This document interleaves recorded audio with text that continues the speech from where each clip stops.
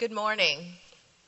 I'm so pleased to be here at PILnet, and I love the title, Law for Change, because I try to work under that premise wherever I go.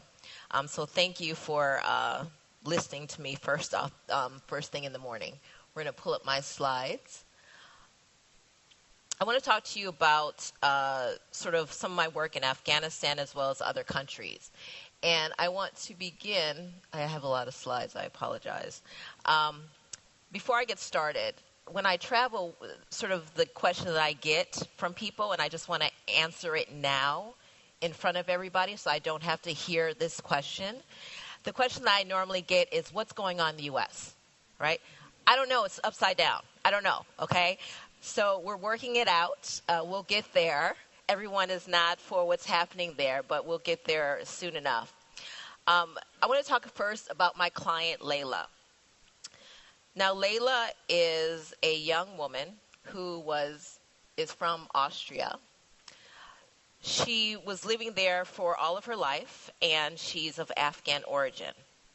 She had a boyfriend in Vienna, and her parents told her that they wanted her to go to Afghanistan to go visit some relatives. So Layla, trusting her parents, she went to Afghanistan. And when she got there, her parents took her passport and they said, actually, what you're doing here is you're going to get married to somebody. And so Layla, being in Afghanistan for the first time ever in her life, had no idea where she was, and so she needed help. Now, in 2008, I went to Afghanistan. And when I was there, this is the first thing that I saw right off the plane, a burqa. And for me, anyway, when I first saw this vision, it was a very confronting vision for me. It was very scary. It made me very sad. And you just don't really know what's under that. Now, since 2008, I originally went to Afghanistan to train and mentor Afghan defense attorneys. I was there to, quote-unquote, capacity build the rule of law system in country. And it was actually ridiculous that I was a person that they chose to go to Afghanistan.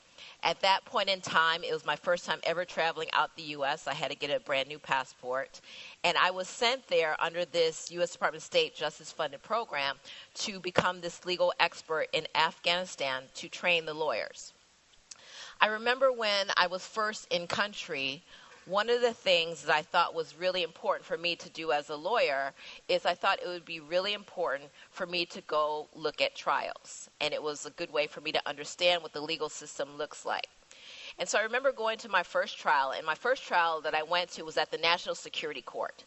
And basically this is a court that is funded by the German, the British, the U.S. government, and it's a court where they bring terrorists through. And so as I was sitting in court, they bring in this guy, and he's shackled with his hands, his feet are shackled, and he has a bag over his head. And he's accompanied by 4 police officers. He looked more like a hostage than a defendant. And so when court started, one of the police officers ceremoniously took the bag off of his head, and that's what started court. And in court, basically what he was accused of, according to the prosecutor's indictment, is that he is a taxi driver. And while he was driving his cab, the police stopped his cab. And to understand how taxis work in Afghanistan, they run more like an Uber pool. And so you'll have like 4 or 5 people in the same cab going to different directions. So when they stopped his cab, he was the driver, and there were 4 other occupants in the car. The police basically stopped the cab, and they found guns, and they found cell phones in the car. And based on that, according to the indictment, they arrested this taxi cab driver for being a terrorist. And so after the prosecutor was done reading the indictment, then it was this guy's turn to talk. And so the first thing he said is, I'm not a terrorist, I'm a taxi driver. And so I was sitting there really curious to hear this man's story. And so the guy said, if I'm a terrorist, bring the man before me to accuse me of, to say that I'm a terrorist to my face, not realizing that he was invoking his right to confrontation. The man was not given a lawyer. There wasn't any evidence presented. The judge then pulled up a piece of paper, and he said, you signed this confession. The man said, I can't read and write. Now, for those that can't read and write, how they sign documents is through their thumbprint. And then the guy said, I can't read and write. They beat me and made me sign that confession. I learned later on in Afghanistan that what would often happen is police would arrest defendants, and they would have them thumbprint a blank piece of paper. And often then they would write a confession on that blank piece of paper, and it seemed as though this is what happened to this guy. Then the guy started complaining about how much he's beaten by the police officers and how they're beating him constantly in jail. And the judges started looking at me very nervously. And then one of the judges hit the table and he said, enough.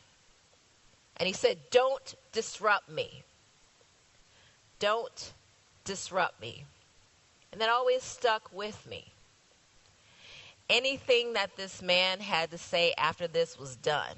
The trial was over, and 5 minutes later, the 3 judges who let the man stay in the room deliberated, and they found him guilty of being a terrorist and gave him 8 years in prison. And he's labeled a terrorist for life. And so from this experience, I just decided that maybe it's my turn to start disrupting. And so I decided to quit my job, and I started taking cases in Afghanistan. And so in 2009, I opened my practice, and basically it's a private for-profit practice. And originally when I started working in country, I was only representing international countries, as well as international individuals, international NGOs, for a wide variety of criminal and commercial work. But I found within my practice in Afghanistan that there weren't just people like this taxi drivers that needed good lawyers, but there are a lot of women and children that also needed good lawyers. And so because of that, I decided to expand my practice a little bit. So, is it working? Uh-oh. Sorry.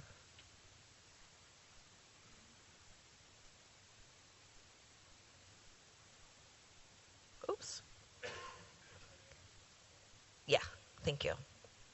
Trying to start my phone. I swear, technology. So in starting my practice there, I developed a way of practicing law, which I call Motley's Law, which I have trademarked.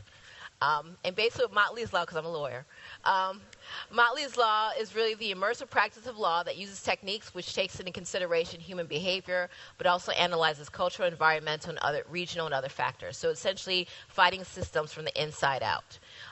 And so that's what I do. Part of my process is also fighting for justness. And what justice means to me is using the laws for their intended purpose, which is to protect. The role of laws is to protect.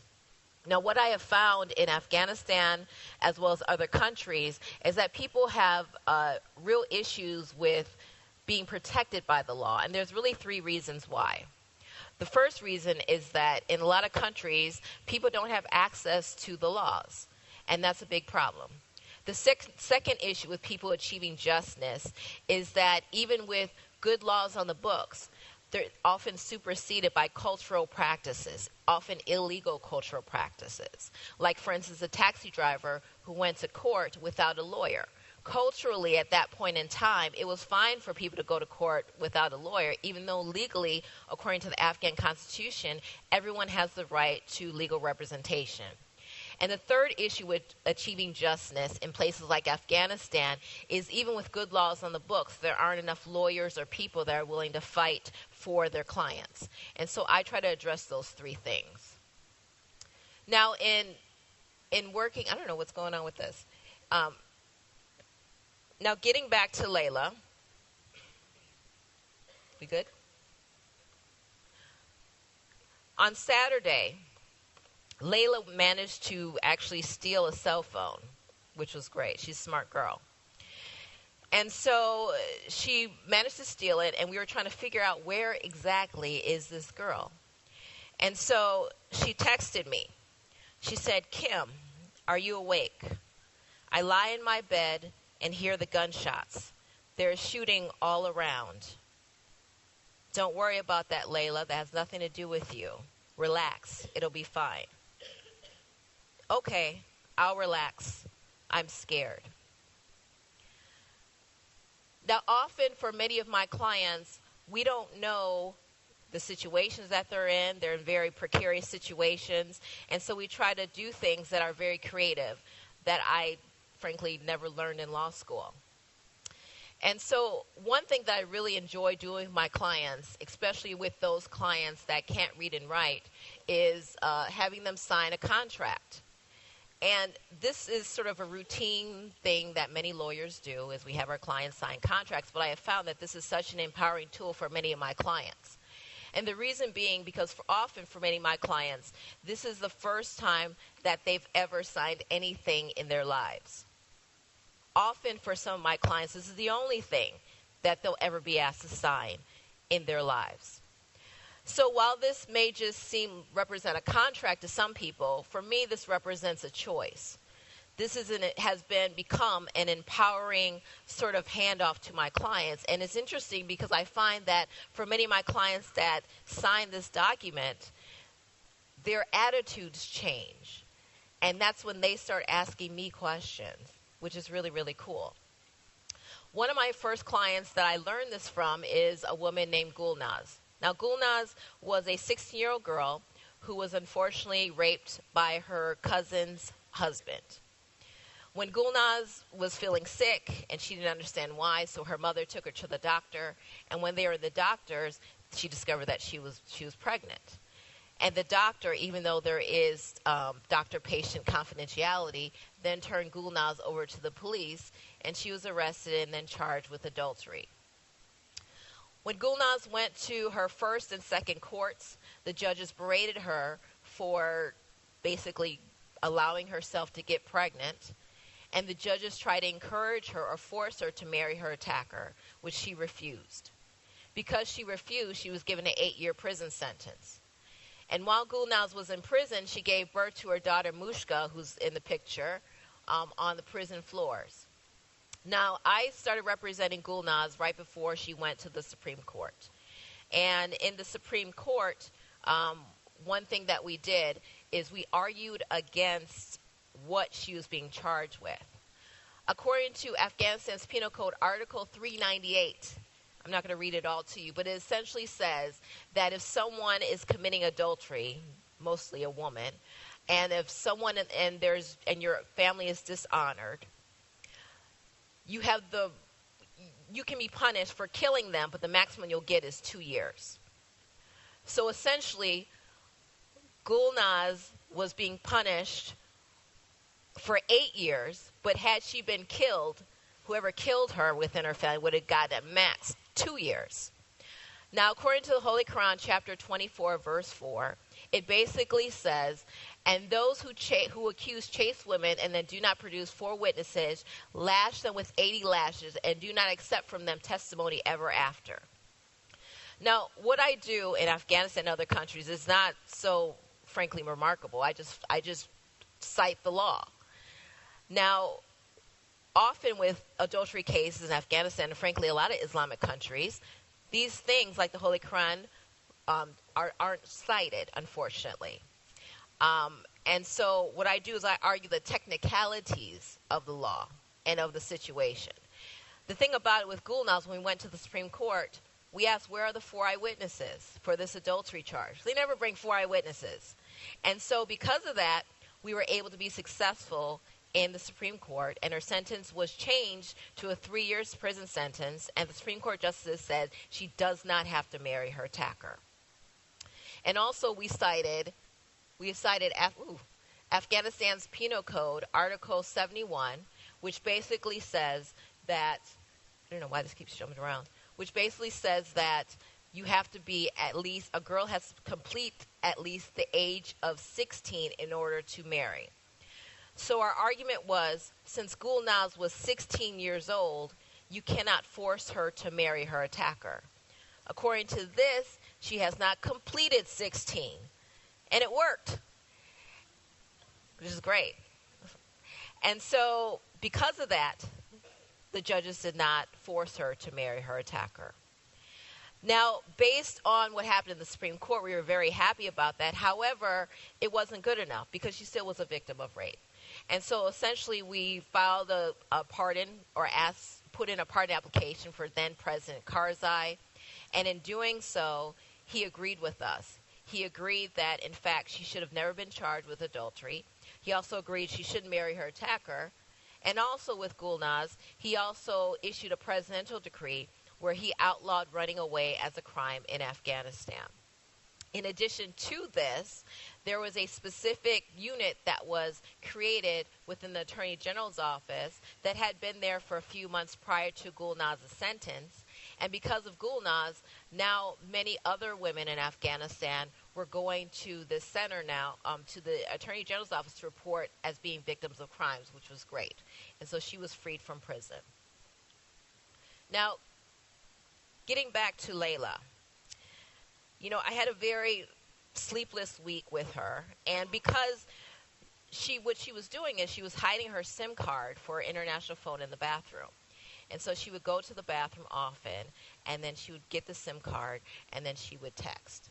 And so we didn't know when we were getting the texts. I was basically sleeping with my phone on my chest, and I'd wake up in the middle of the night and get a text from her because we were still trying to figure out where she was.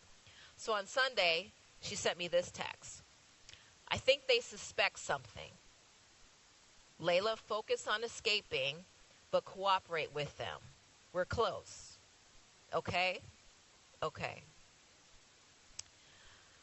Now, after getting this text from Layla and in doing different cases in Afghanistan, thanks to people like Gulnaz, we've been able to also deal with other situations, such as saving younger Afghan girls from illegal marriages, fighting for Anwar Ibrahim, dealing with freedom of speech issues in Afghanistan and beyond.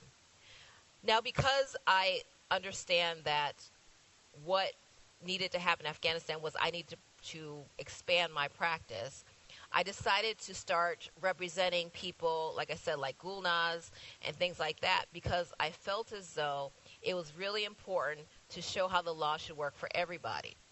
And so shortly after I started my practice in 2009, I decided to start taking some clients from a pro bono standpoint. And once I did this, then I became a global investor in human rights.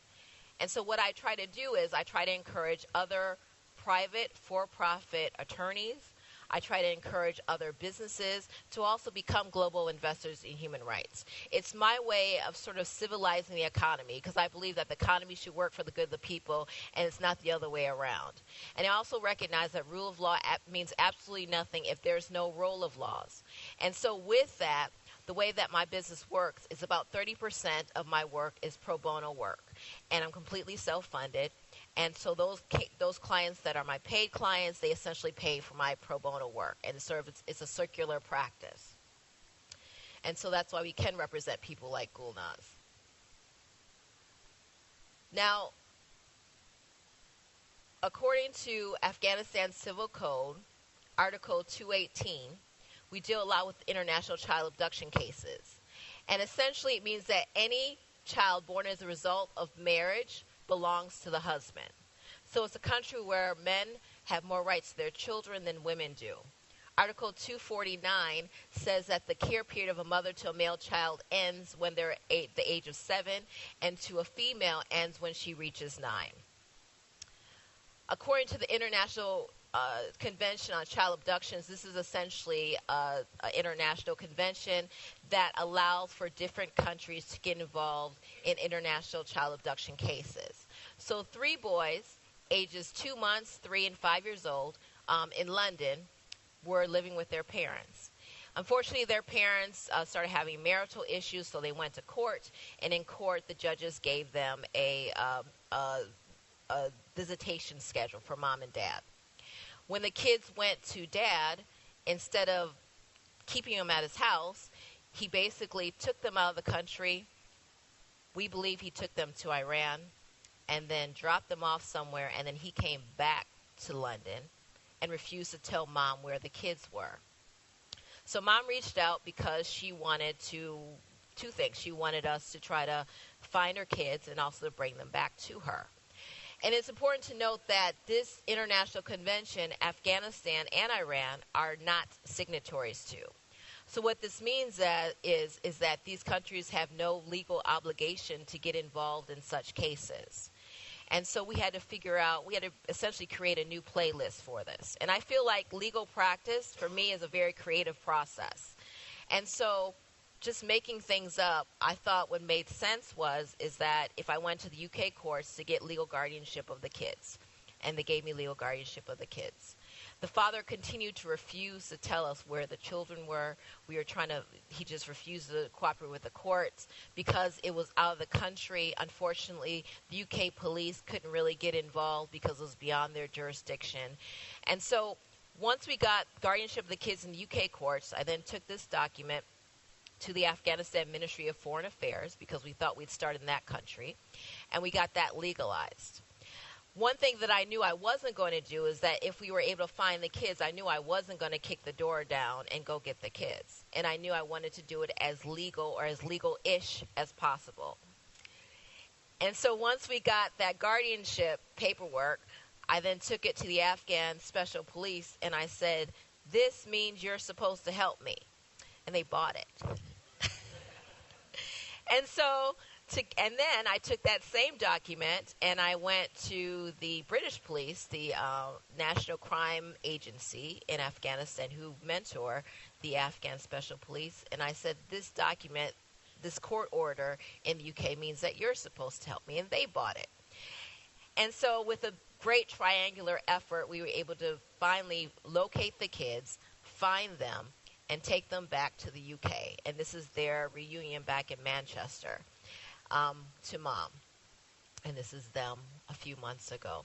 Super cute kids. Now, I believe that the legal practice is a very creative process. And even though I obviously believe in the law and fighting for justice, I think us as legal practitioners or people that work in the civil society, we have to be very creative. And I'm sure every one of us can think of situations where you have to think beyond what you see.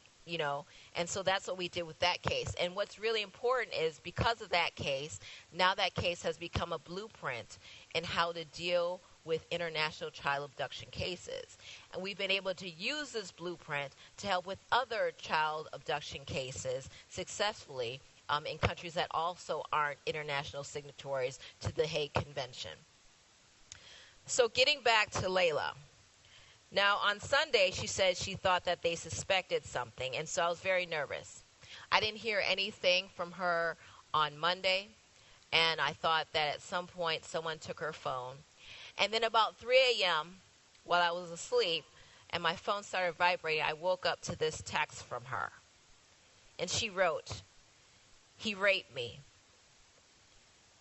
I'm so sorry, Layla. We're close. Just cooperate, okay?" Okay. Good. So, Layla, tell me, what is your favorite thing to eat in Vienna? I love McDonald's. Haha. The fish mac is the best ever. I miss it so much. You will not believe me, but I eat so much, but I'm only 46 kgs. Okay. I have a promise for you, Layla.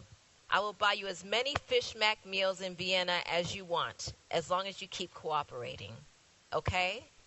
Okay. I think they suspect something. We're close. I never thought that after going to law school that I would be involved in such situations.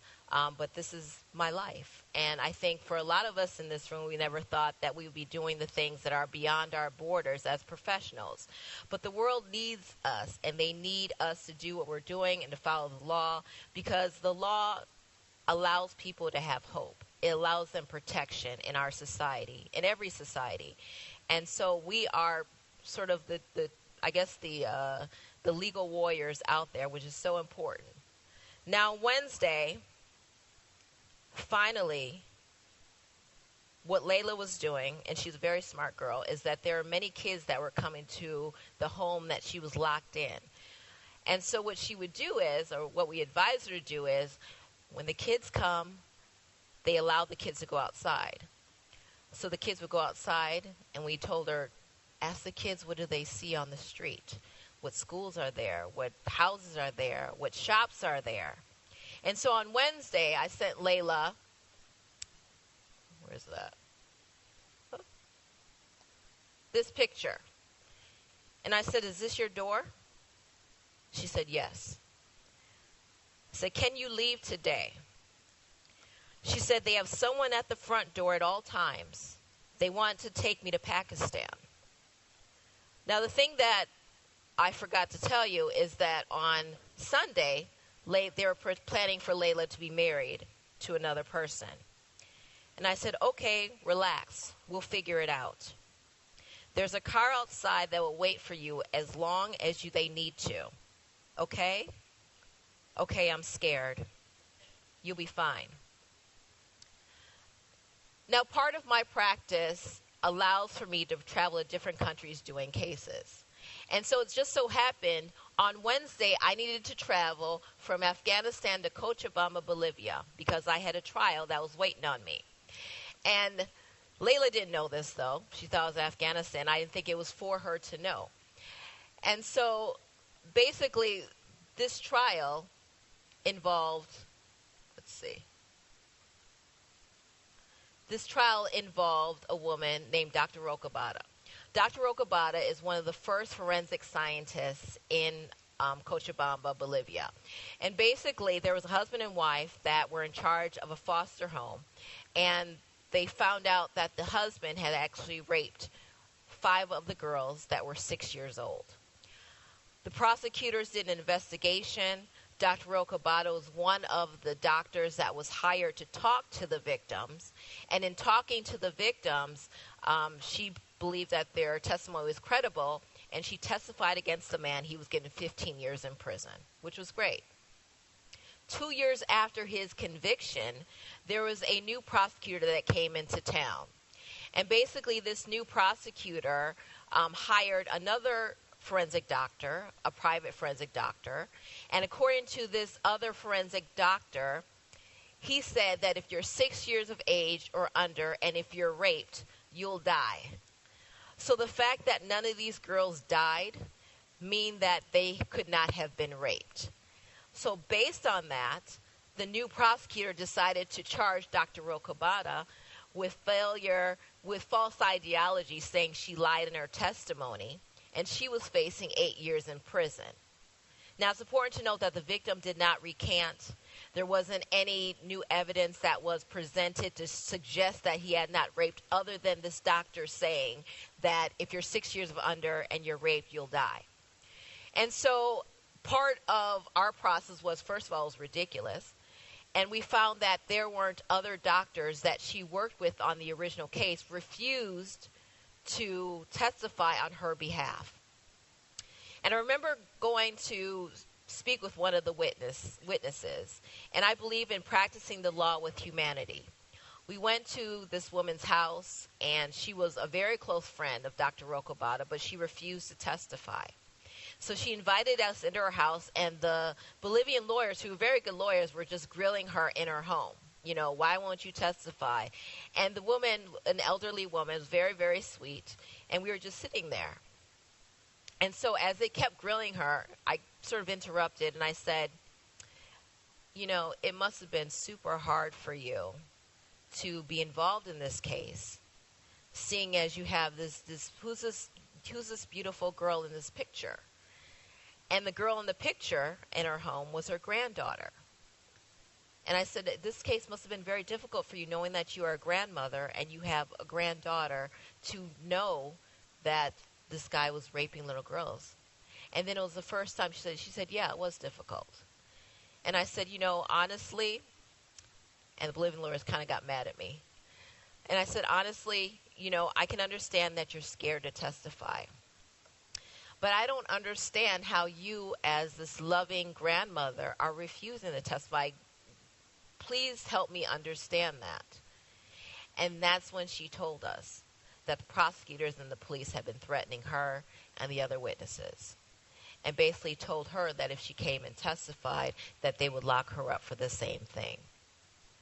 And then I told her, and I said, well, you know, we're not going to subpoena you. We are going to put you on the witness list. If you come, you come. If you don't, you don't. because you have to protect the witnesses. And she appreciated that. Because we didn't want to rely on her coming or not coming to court, what we decided to do is we did a big media campaign. And so we were all through the Bolivian TV, and basically in interviewing Dr. Rocaban and myself, basically our message became this.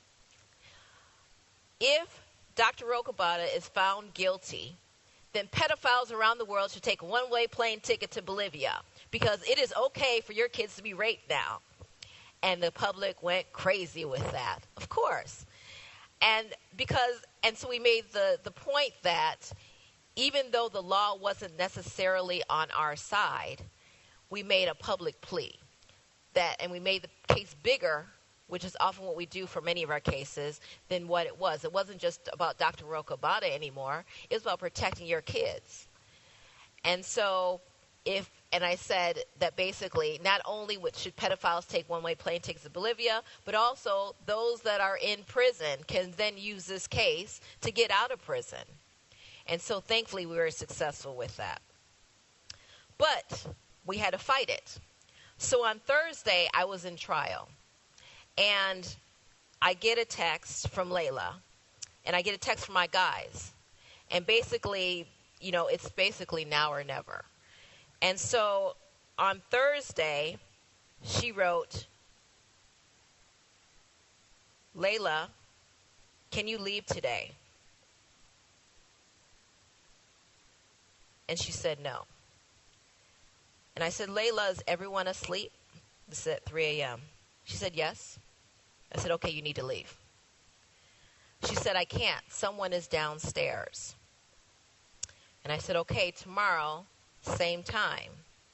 Okay? Okay. The problem with Layla is that, as with many victims that are trafficked, is that even though she was physically confined, she was more psychologically confined. And so she felt that she couldn't go anywhere.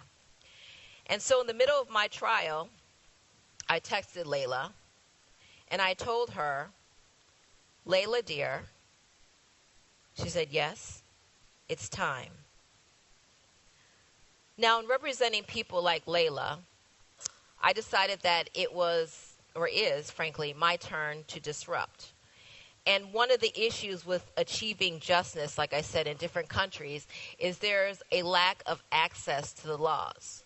So we've decided to create a comic book, which you'll have before you leave this conference, a sample copy called The Disruptors. And basically the purpose of this comic book is it's a superhero team of lawyers and investigators that travel to different countries doing cases. And so what we do is we disrupt. So this inaugural issue, and this is our sample copy, is based in North Korea. So wherever we go, we infuse the laws within that jurisdiction.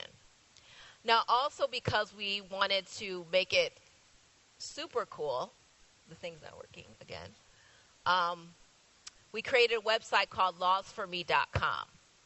Now, one thing that is always an issue for me is that when I go to different countries, I obviously need to understand and know the law.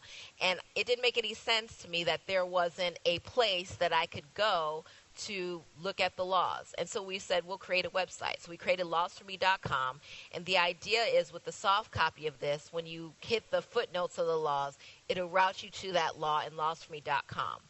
And so this is an open source free legal website where laws exist, and I welcome any assistance from anyone in this room to keep this website up, because I am not an IT person, but this can be something that people can have access to, and it's so important that the laws are available for people in their language.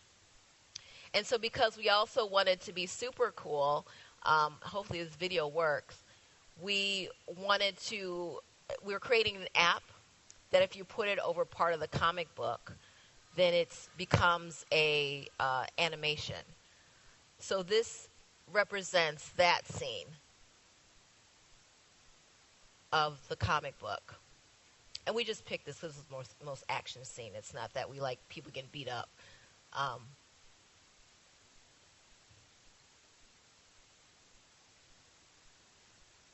Because when you tell people it's a comic book about law, They're like, oh, it's great. Um, but but it's really a good comic book, and it's about stories, and it's talking about the law in a language that everyone can understand. So in the midst of my trial, on Friday, I was in the middle of my trial, and I was getting a buzzing from my guys, and basically the close was as clear as it's going to get. And I took out my phone, and as I was taking out my phone, the judges were sort of eyeing me very suspiciously. And I texted Layla, and I said, Layla, dear, and she said, yes. I said, it's time. Are you wearing the black clothes like I said? Yes. When you get in the car, we have a burqa. You need to put it on. Okay? Okay. I'm scared. I know. Get in the car, Layla. 10 minutes pass. And I text Layla. Layla, yes, get in the car. Now, thankfully, during this time, we were having one of our witnesses was on the stand, and he was being cross-examined by one of the prosecutors who was completely ineffective for a very prepared witness. And she just kept drawing on and on with the witness. And so finally, that witness ended their testimony. And I said, Layla, do you have your headphones? She said, yes. And I said, in 2 minutes, I'm going to send you a voice note. I need you to go to the bathroom and put the headphones on. Okay? Okay. As soon as the witness was done, we ran out the room, and I ran to the bathroom. And I sent Layla a voice note. Layla, listen to me. You have 5 minutes to get in the fucking car. If you don't get in the car, we'll never come and rescue you again. I'm not going to look for you in Pakistan. I'll never answer your calls. 5 minutes. Send.